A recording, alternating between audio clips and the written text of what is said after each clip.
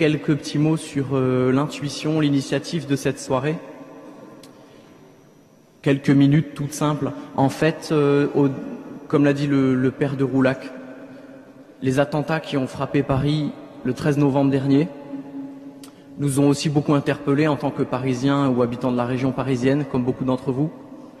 Et on a vu la soif de nos contemporains pour la prière qui n'est plus moquée, ridiculisée, mais vers laquelle de nombreux de nos contemporains se sont tournés sur les réseaux sociaux. On a vu arriver le Pray for Paris, vous savez, le hashtag Pray for Paris, qui a été suivi par 5 millions de personnes, dont énormément de non-chrétiens. Une initiative de prière lancée par des non-chrétiens face au non-sens du drame des attentats. Et ce qu'on a vu, nous, personnellement, dans nos entourages, c'est que prier, ok, mais prier qui? Prier quoi? Et par un heureux hasard, par la providence plutôt, on a découvert avec mon frère la prière de Marcel Vannes donnée par Jésus pour la France 70 ans plus tôt, comme l'a dit le père de Roulac. Et cette concordance de dates, puisque les attentats étaient dans la nuit du 13 au 14 novembre et la prière donnée par Jésus était le 14 novembre 45, 70 ans plus tôt, cette concordance de dates nous a fait un petit tilt. On s'est dit, mais est-ce qu'il y a sûrement quelque chose à creuser là derrière? Et on s'est dit, on va créer un petit tract, un petit flyer avec le Pray for Paris, donc l'initiative de prière, la recherche, la soif de nos contemporains. Et au verso, et de ce petit tract, les choses ont fait boule de neige. On a rencontré d'autres acteurs de la prière pour la France, comme les Amis de Vannes, aussi les personnes qui étaient à l'initiative de la Neuvaine pour la France, etc.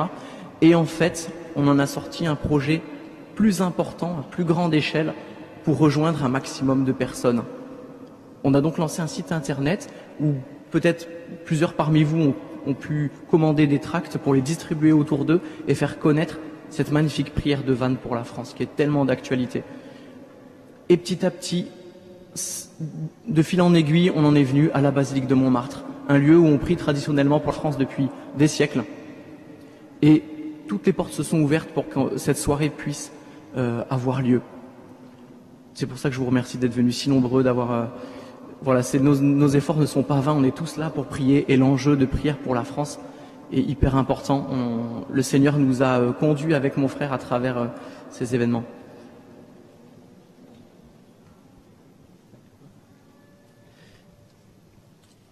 Il m'a fait perdre le fil de mon discours.